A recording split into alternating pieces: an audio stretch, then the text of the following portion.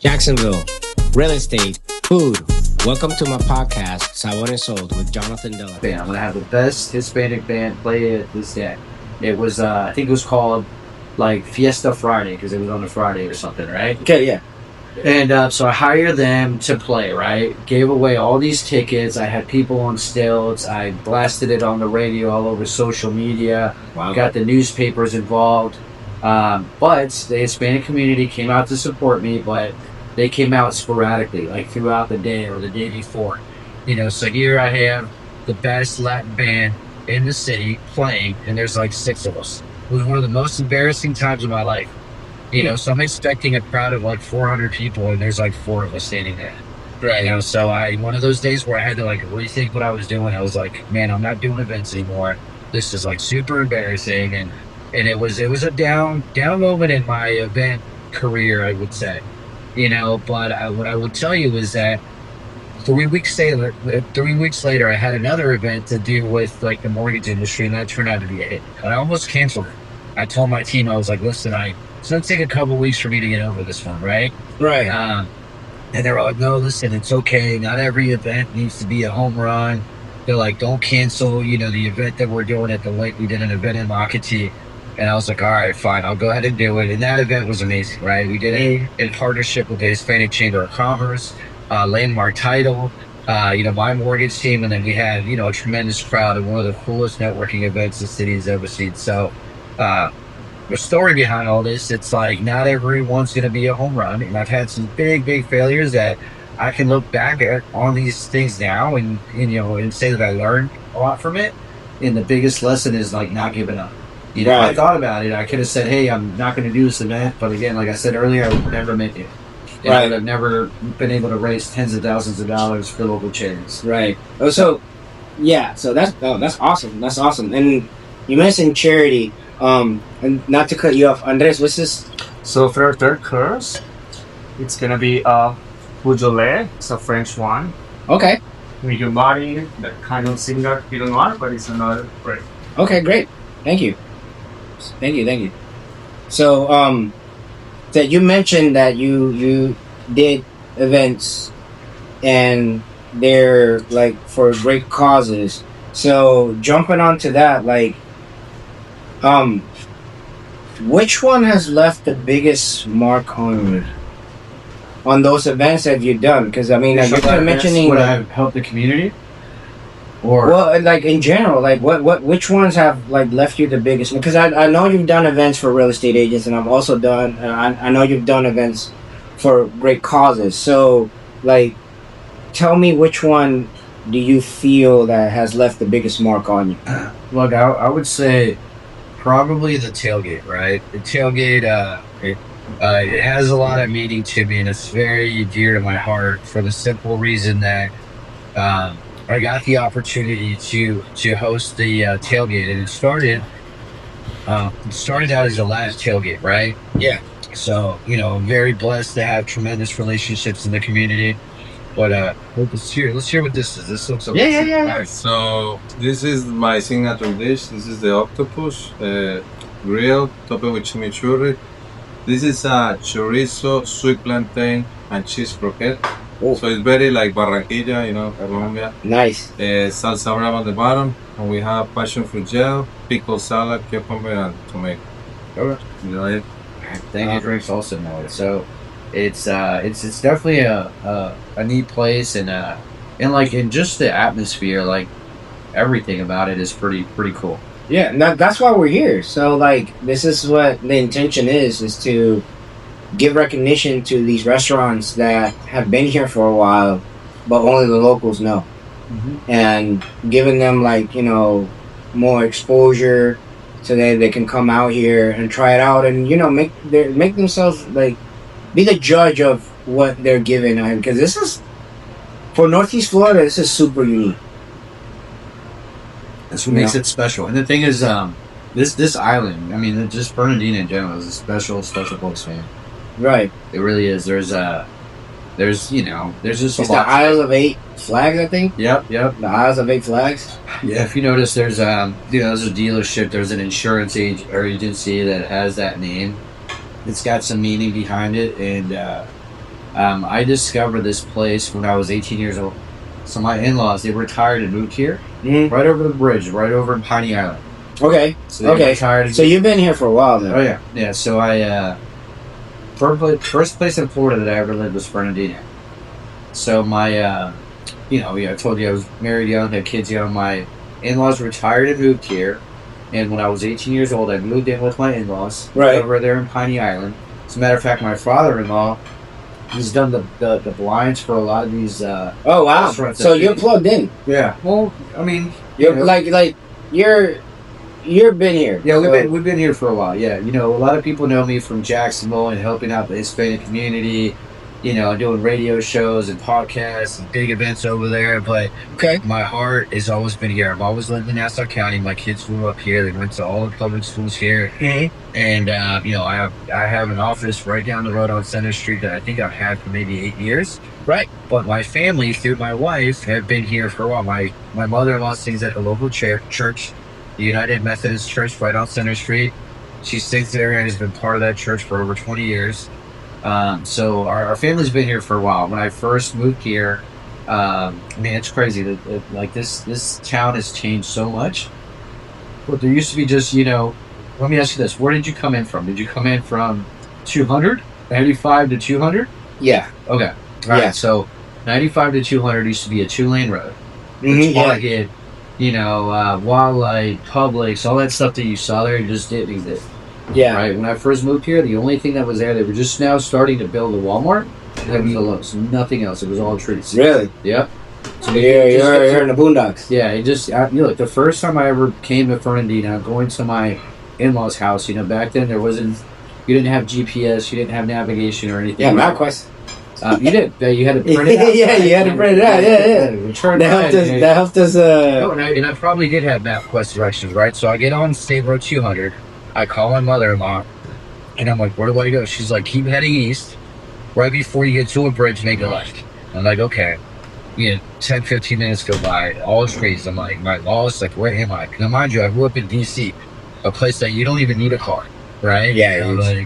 Take the metro, ride a bus, So this is all different to me, and I'm driving. I call my mother-in-law again, like, listen, Gene, like, am I lost? Like, where the heck am I? She's like, keep going before you see a bridge, make a left, and ultimately made it here. And it was a really small, very quiet American town. We used to call this place like an American secret, and now there's people from all over the world that live here, but it's a really cool little town for sure. Okay. Yeah. So I'm gonna let you tell me how you feel about this. All right. Why don't you tell me what you read it first? So honestly, it's a 10 out of 10 for me. Yeah. It's literally like I don't know what's gonna match it. I don't know. I'm kind of. This is what the third one. Mm-hmm. So we have the third one. We got 2 more. So this is good. So and this is David's signature dish. Yeah, that's his signature dish. So like I can see why it's a signature dish. I mean, it's enjoying the food. Yeah, man, it's amazing. Thank you. Everything's great. So, so 10 out of 10, right? Yeah, 10 out of 10, man. 10 out of 10 for me. Okay. I don't know about you. Me too. I like octopus. That was great.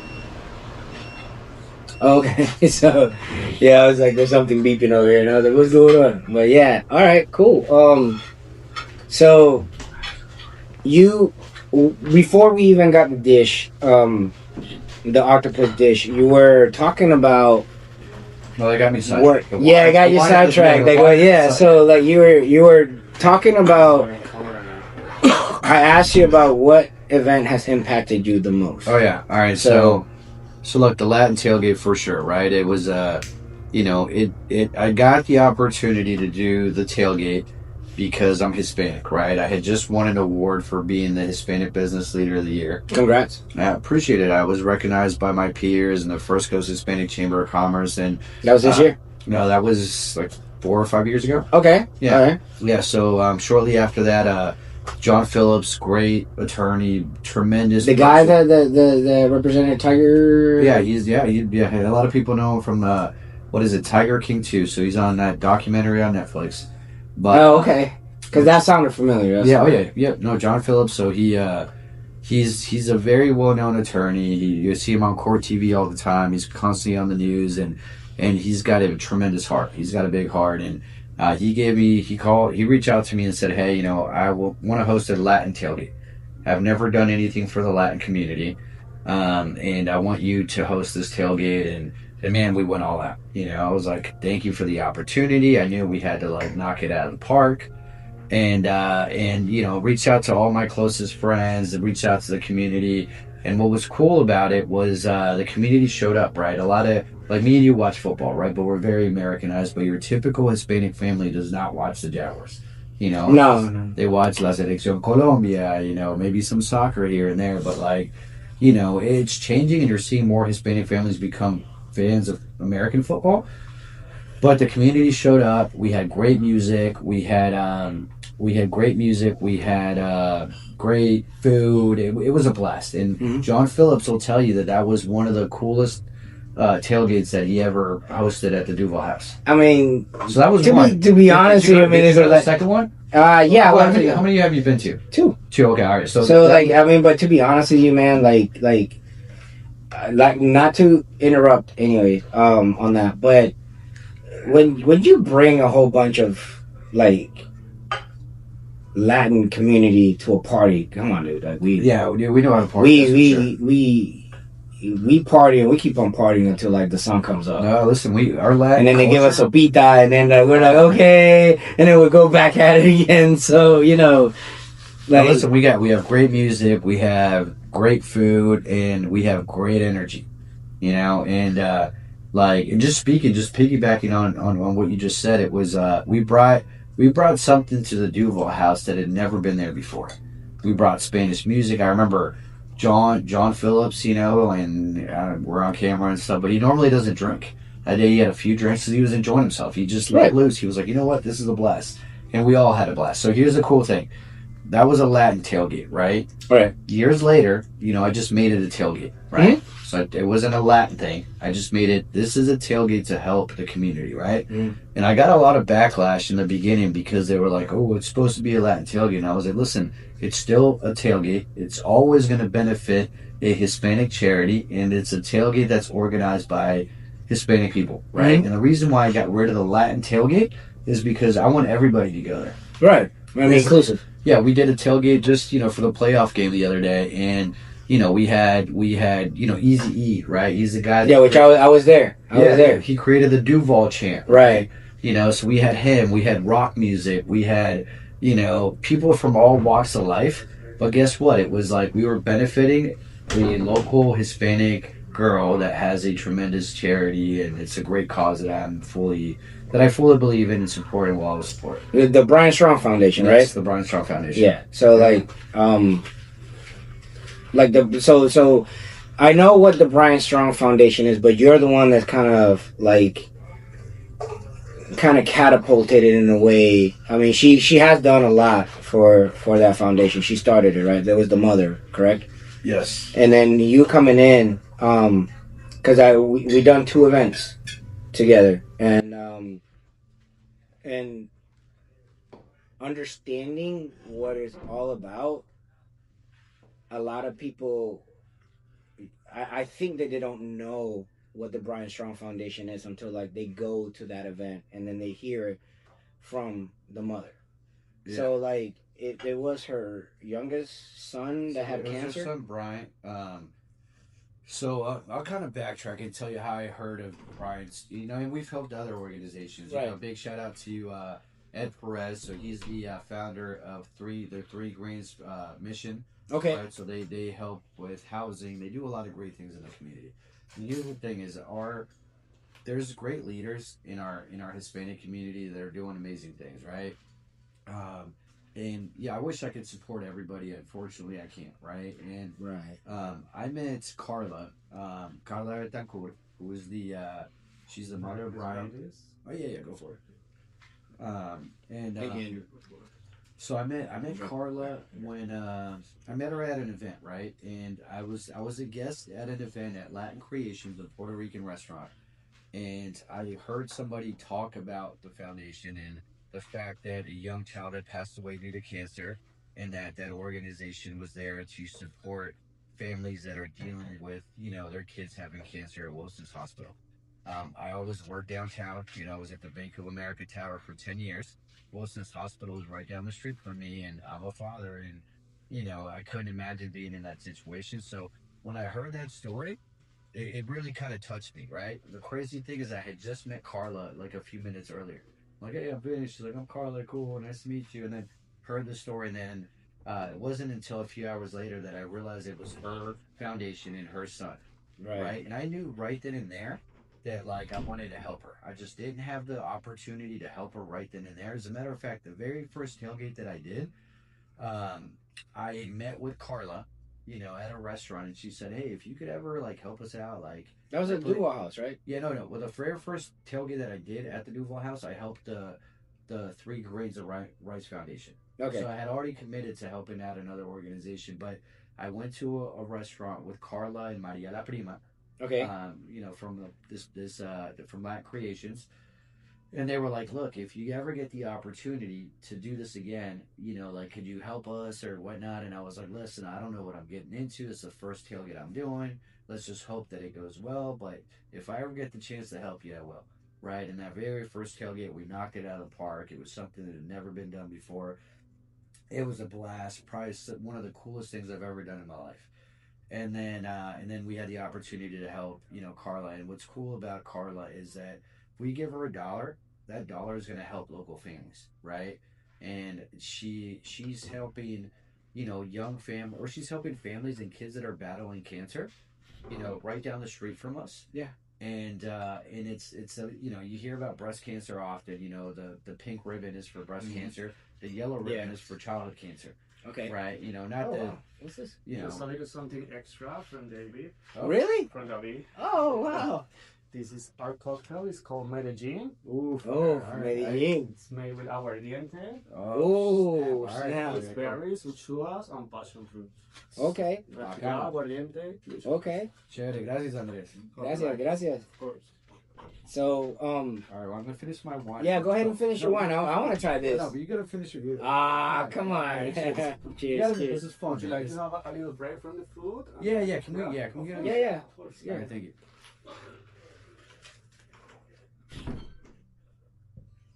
Okay. But anyways, the Brian Strong Foundation, it's an organization that I believe in so much, man, and they do so much good in the community, and I've had the opportunity to work with them 3 times now, and so I've gotten to know Carla really well, which I consider one of my closest friends here in the city. Her sister's amazing, her brother's amazing. It's a great family, so it's easy for me to go all out and do everything that I possibly can to raise as much money as possible. Right. I don't know exactly how much money we've raised, but I know we want to raise more. Right. But the biggest thing about the Brian Strong Foundation is just creating awareness, right? Right. Having people understand that there's kids right in our backyard that need help, and there's a young lady that is so passionate about what she's doing.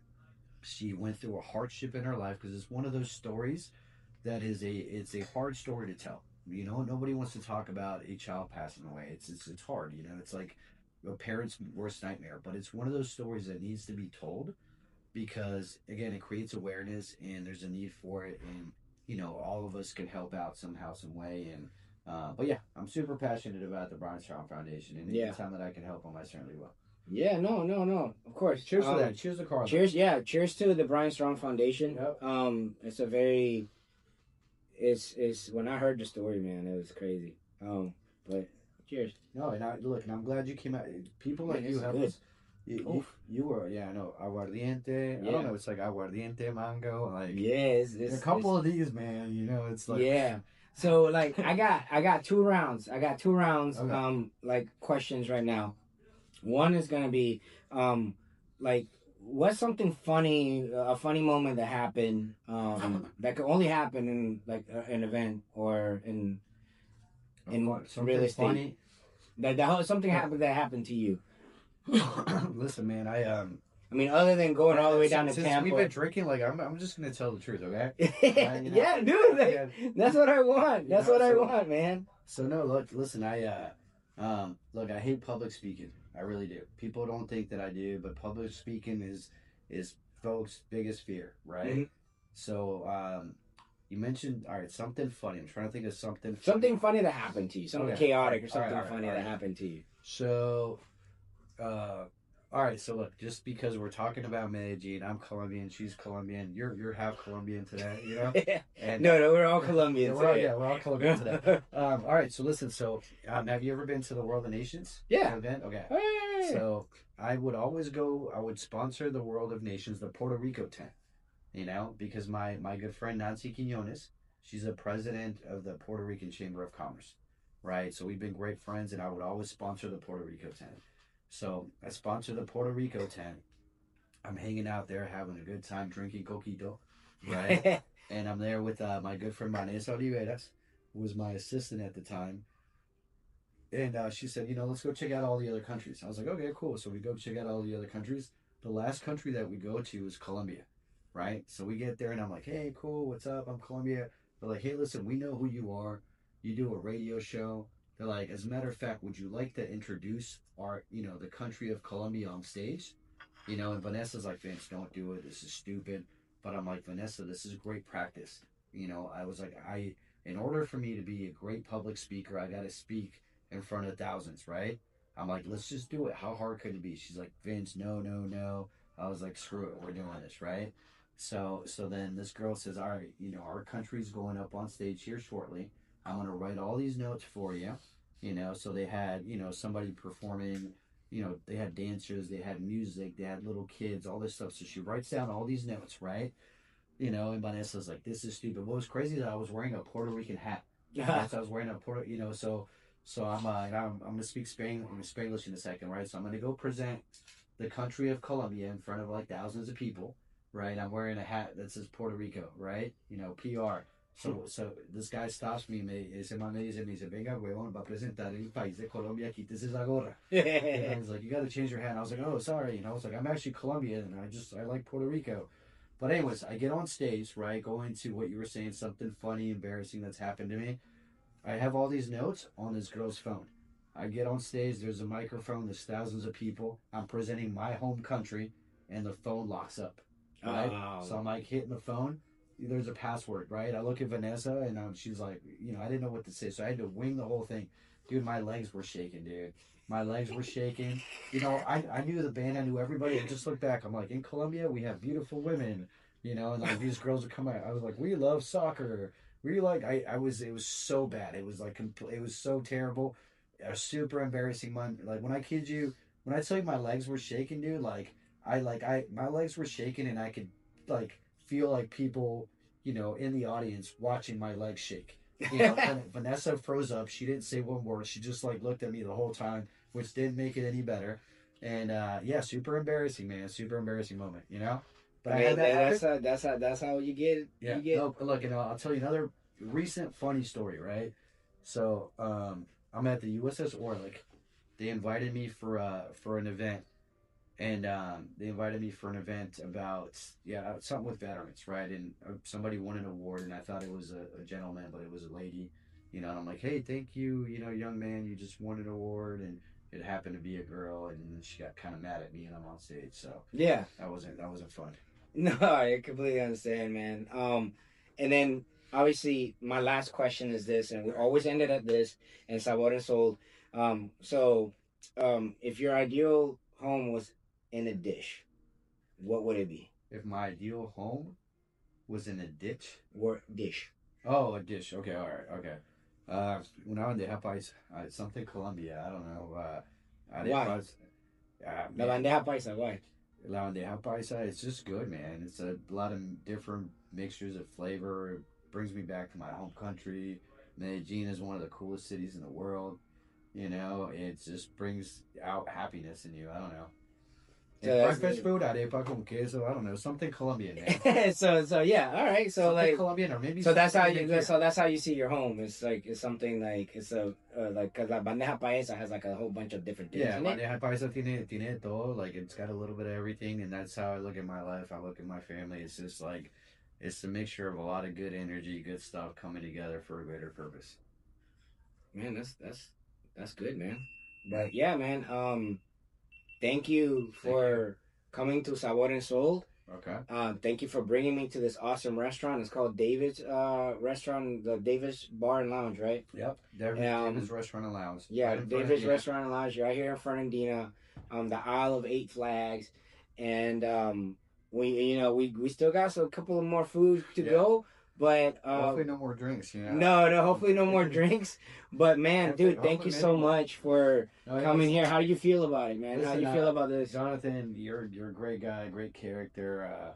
I'm glad I met you. I'm glad Likewise, you're supporting your podcast, and likewise. I think this is awesome. I think it's different. I think it's you're onto something really cool. So I'm happy for you, and I want to thank you for having me on as a guest, man. No, thank you. And don't forget, Vince does have a podcast, and he does have a radio show. Where's your radio show on? So listen, I'm on 94.1 Monday, Wednesday, Thursdays and Fridays. I'm on Flow 105.3 on Thursdays and Fridays, and nice. You can find me on Instagram as Vince Caicedo.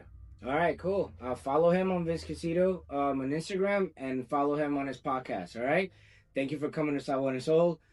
We're having more episodes coming up, and this was one in the books, man. I love it.